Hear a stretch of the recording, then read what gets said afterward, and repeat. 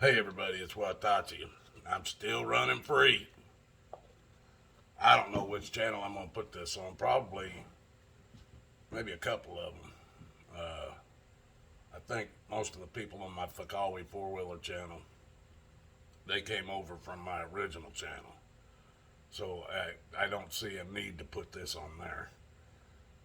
But as far as my two newest channels, my Watachi Still Running Free and my Watachi Running Free 2, uh, I've got to get you people to understand who and what I am, where I come from. Now, I've said some things in videos that I didn't even realize it until today, that it almost sounds like I could be talking about gang members or something. Now, I've talked about in my videos about blood family that I have had down in Alabama. My mom and dad lived down there. My dad died last December 21st, right before Christmas. My mom was left down there with my sister and her two nephews. Uh, they took my mom to the cleaners, everything. But my mom died just right before my birthday in May this year. So about 4 months, 5 months after my dad died, my mom died. Now, I wasn't even invited to any of the funerals. I didn't know when it was, where it was, what happened, nothing. These people, I call them my blood family because they were. They was my mom and dad's family that I was a part of, but I was never a part of it really. I was the oldest son, and my sister was the oldest, but she was the girl. Then I was born, and then my brother was born 4 years after me. So I was the oldest son. Now, most of the time in a family, uh, if the father's going to name a child after him, they name the first son after the father. Not my family. They named my brother after my father. Why? Who knows? And I don't give a damn. That's water under the bridge now. But I'm just saying, those people, for up until about a year and a half ago, 2 years ago, anytime I had contact with anybody around my parents down there, my sister, her nephews, one that was living with my parents for a while, living off of them, there would always be fights and shit stirred up, and my parents would be mad because I would tell somebody off or whatever, and so it would just cause problems. And I always told my sister my sister, she split my face when I was young. She pushed me off a set of bunk beds. My whole face split right now. That's why I wear this mustache, cover up the scar, but it even runs right down through here. She slammed my thumb in the car door when I was about 5. She kicked a basketball when I went down to pick it up, and it laid this thumb clear back on my arm. I went down to pick it up, and she kicked it and just laid it back. Same thumb she crammed into a car door. Dislocated it. But this my sister caused so much hell between me and my mom and dad with her lies and her everything that it was hard for me and my parents to even have a relationship. So we didn't. We had a long distance relationship. And my parents allowed it. So it was their doing. But that's my blood family. And I told my blood family, they put me through so much hell in about 55 years that I told them, I said, by God, there's going to come a day when mom and dad ain't here, and there will be no reason for me to ever contact you guys again. When that day comes, it will be joyful in my life. And people, let me tell you, that took the most stress out of my life that I've had for 60 years. When I blocked all their numbers, I told them, no, don't call me, don't write me, don't get on my YouTube channel and talk to me. I'll block you. Don't do none of it. I don't want nothing to do with any of you. Well, it's been a few months now. I haven't had to worry about nothing. I used to lay there waiting to hear the phone ring because I knows it was going to be your dad died or your mom died for about the last 3 years. And so now I don't even have to worry about that phone call no more. That took stress off of me like you wouldn't believe, folks.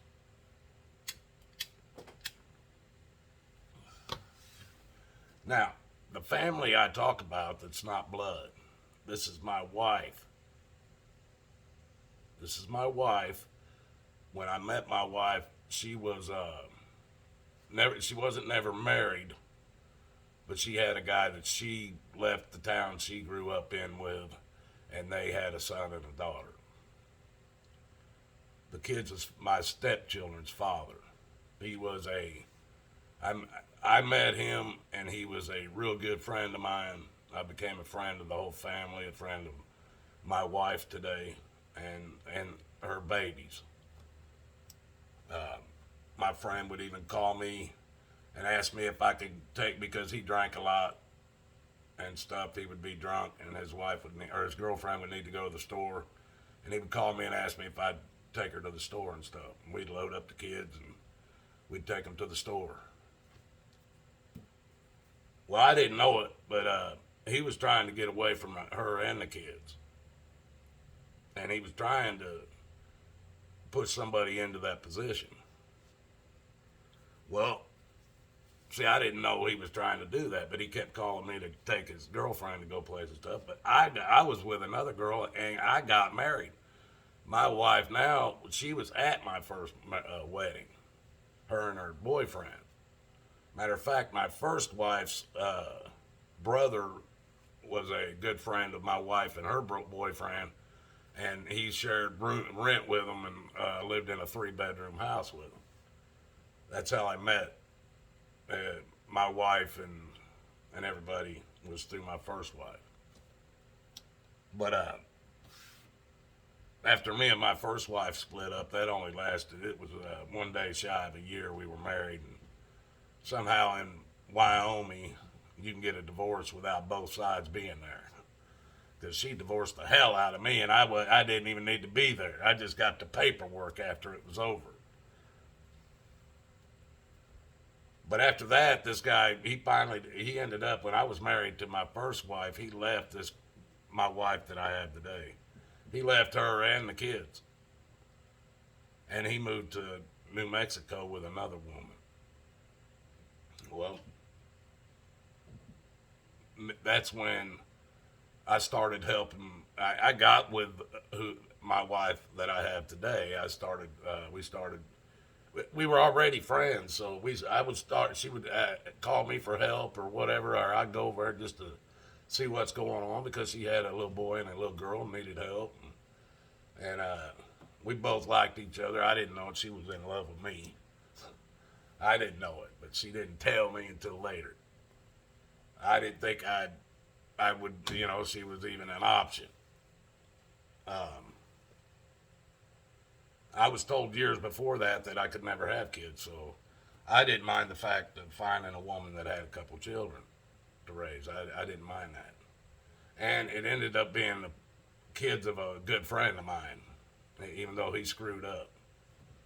But a few years after me and her got together, we moved in together, and I started raising the kid, my son and my stepson and my stepdaughter. They were like 3 and 5 when I started raising them. Well, we let my stepdaughter, she wanted to go stay with her father one time, so we let her go. She come back a couple weeks later, said she never wanted to go back. Well, he ended up dying a couple years later.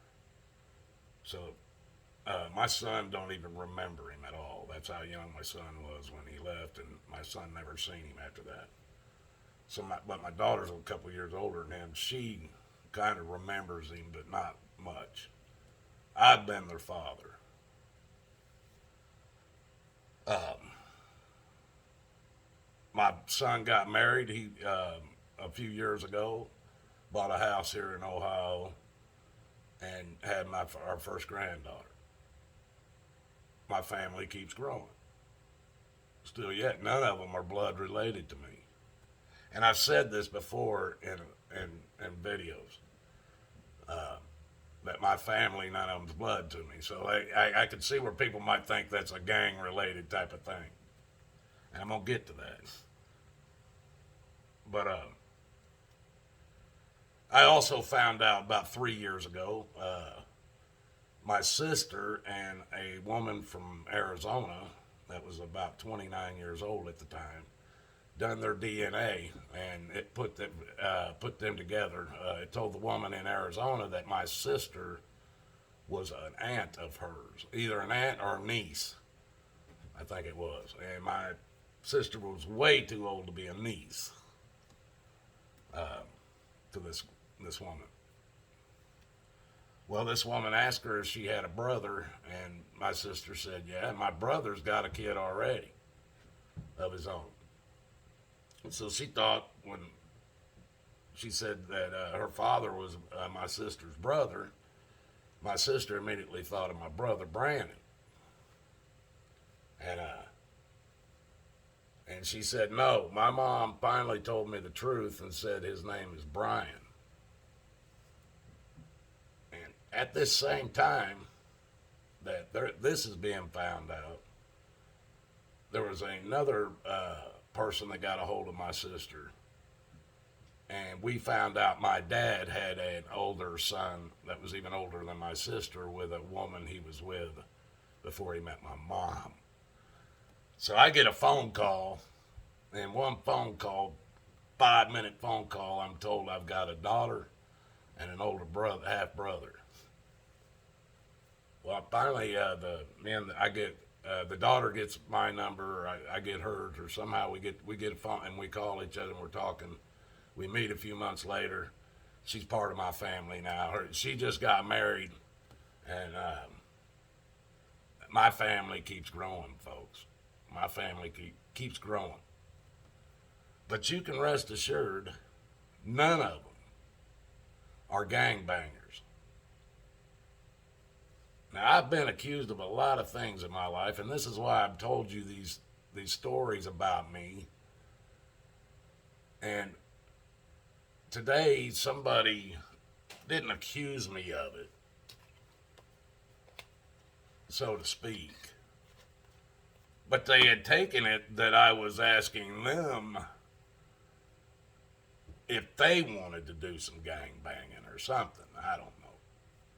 And I can understand why they would have thought it because of the way I use the word family. They're not blood. Um, there's other things I've said that I've talked about that because of my work, I'm an Uber. I run Uber and Lyft. Been doing it for 4 years. I'm forced to do it. But I run everybody. There's no areas that I don't go into, and there's areas that I go into that are gang-related areas, and I know these people from picking them up, taking them places, and they're in my car. I'm talking to them. I know who they are. I know what they're doing. They ain't hiding it from me. I have to tell them to no, you can't get in my car smoking that. They think I'm just going to let them in my car smoking weed or whatever, blunts. I'm like, no, man, hey, come on. I do my business out of this. But these guys, they've given me names, even though they know my real name because it's on the app. It's on the app. It tells them what my first name is. And some of them might call me by it, but they make up their own little names for you. Because I wear my cowboy hat all winter, keeps my head warm. Some of them call me cowboy. Some of them call me old school. Because I tell them what I used to pay for weed back in the, let's see, early 70s. And I tell them how things was at that time. So they call me old school. And from having these conversations, I had somebody who's kind of picked up on these certain things. He had been involved in these things before, and he picked up on them, and that was an assumption that he made. I mean, he and I go back and I think, and I can understand it. I can understand him making that assumption because of the way I talk. People, even in high school, I was not in one of the cliques. We didn't even call them cliques. We called them, you guys, there was guys that they were the jocks. We had the nerds. We had the stoners. And we had these groups of guys that were riding the skateboard. Boarders, I don't know what you called them, but they had like their own little group too. Now, I wasn't a part of no one group. I rode the skateboards. I smoked the pot with the stoners. I drank and partied with the jocks because I knew, I dated cheerleaders when I was in high school, a couple of cheerleaders. So I ran with, I even dated the principal's daughter just to piss off the principal, but she was a pretty girl. I liked her. I mean, it wasn't just for that, but that was an added when I did it, because he hated me, man. He hated my guts. I was the bad seed. Hey, let's just put it like that. But I ran with the jocks. I ran the football players. One of my best friends. He played on the basketball team. He did track. He ran long distance track. He did all kinds of shit. But and I also knew the nerds. The people. And I even, man, at times I'd be at the drive-in, and all of a sudden I'm getting banged. Me and my girlfriend be watching a movie or whatever, and somebody banging on a window. And this one time, they're like, "Hey, man, Perry Meridian's over here, man. They got a bunch of guys from their football team. They're gonna kick the shit out of the Greenwood. Greenwood's where I went. Bunch of jocks. Well, the dumbass people I went to school with went over and stole a cooler of beer from the other guys at this movie. It was a drive-in theater, people. This is how long ago that was. So they had a big rumble going in the freaking movie theater. Well, I'm with a girl. It's a new relationship, and I wanted to be in the car with my girlfriend. Man, we need all the help we can get. There's a bunch of them. Said, all right, I'll be back in a minute. So I get out of my car and I go over there. We got a bunch of guys standing there, pussy, fuck you, man, fuck you. There's a little bit of shoving and shit going on. I'm standing there looking back, thinking about the car. My girlfriend in the car. And I'm like, man, come on, you guys. This ain't nothing. Give them the beer back and let's just forget it. And they're like, no way, man, we done drank half of it. I'm like, okay, well, fuck it. I walked straight out and just right up to the biggest mouth out there, and I just fucking bust him right and drop him. Thinking, well, once I started, everybody else will get involved. I'll sneak off and get back over there to my girlfriend. Did not happen anywhere even close to that. I punch this guy, he falls, and about 5 of them jump on my ass. Everybody that was standing behind me, they're all standing a little bit farther behind me now. And they're watching the beating. They may be even cheering them on. I think I heard some of them cheering these guys on. Now, after I've been kicked, punched, throat jabbed, and everything else, eye cut open, turning black, bloody lips, laying on gravel, by the time these guys got done beating on me, then my buddies come up to help. They pick me up, carry me back over, and lay me on the trunk of my car. They wouldn't even put me in it because they didn't want to talk to my girlfriend. Well, I was a fool. And it never happened again. But I thought they had my back. This is why I don't run with a group. I have family members. They don't have to be blood. But we're not there to get anybody hurt. We're not there to talk anybody into doing anything that could get you put in prison. Ever. We don't do anything to harm people. We don't do anything to steal from somebody. We try to help where we can. And when we can't, we try to at least do something. I do not tell anybody to use violence against anybody. Unless it's in self-defense. And then you have to. You cannot defend yourself without violence. You cannot do it. I do not use violence against anyone. I do not use violence.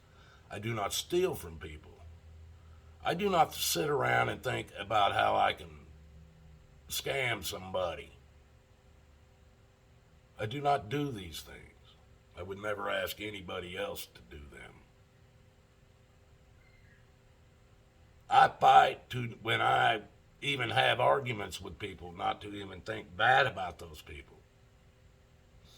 When I drive down the road, I used to drive down the road, and, well, look at that fat son of a bitch. Look at that ugly ass woman. Look at that broke ass bitch.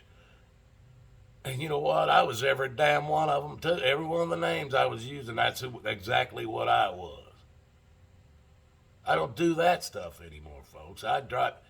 If I see somebody overweight, I go, oh man, dear God, please, if there's anything you can do to help that person to feel better about themselves, get back into shape, or to find you and get that knowledge on how to do it, please, Lord, please do it.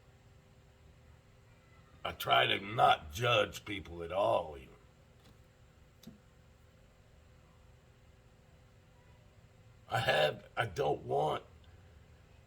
I try to be a righteous person. I walk around town or drive around town. I don't do a lot of walking, folks. I can't. But I drive around town and you see these women.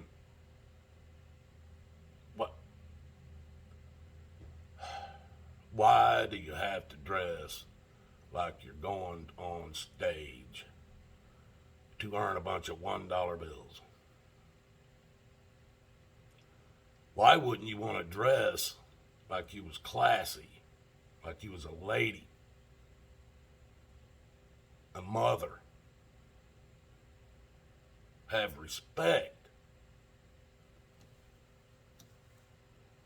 That's what I was telling my wife yesterday. Man, I go up here to the mall. I got to go in and pick up food. I got to go, oh, I can't look that way. Oh, I can't look that way. There's these women are, they got their breasts hanging out. They got clothes on that doesn't even look like they have any clothes on. So I said, I got to walk in and go.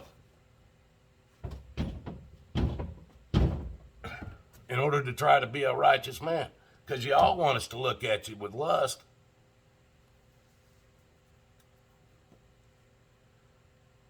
People, I tell you guys these things because I want you to know who I am. Why I do what I do. Why I don't want money for it. The truth doesn't need money.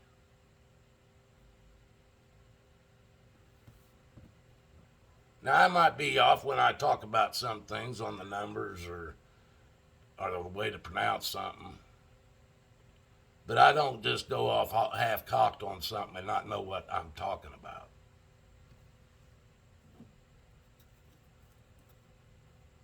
But people, I tell you these things because I want you to know who and what I am. I am a follower of the way. Jesus said, He is the way, the truth, and the life.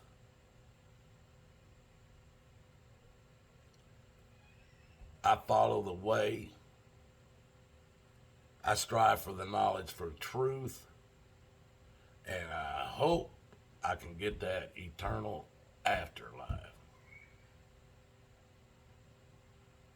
That's who and what I am. I do not seek to harm, destroy, to cause havoc, chaos, or anything, folks. All I want you to understand is the truth. You are being lied to about everything. Once you understand that,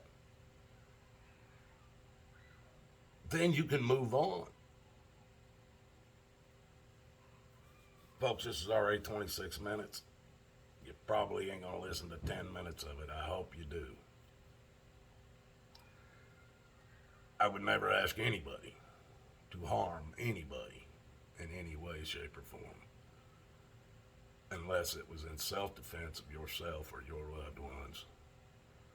Then go balls to the wall. Don't hold back.